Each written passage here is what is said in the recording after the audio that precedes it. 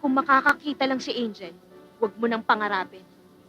Lalo't ang perang gagamitin mo sa kanya ay galing sa masama. Teka lang muna. Saan ka ba nagtatrabaho? Sexy dancer ka sa isang patak. Ikaw, kayo, katulad ko rin. Masyado kang matayo magsalita eh.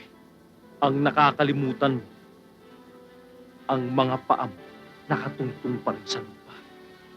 Ayan ang pera mo. Hindi namin kailangan yan. Ayokong mamulat ang anak ko sa kasamaan. Tingnan niyo!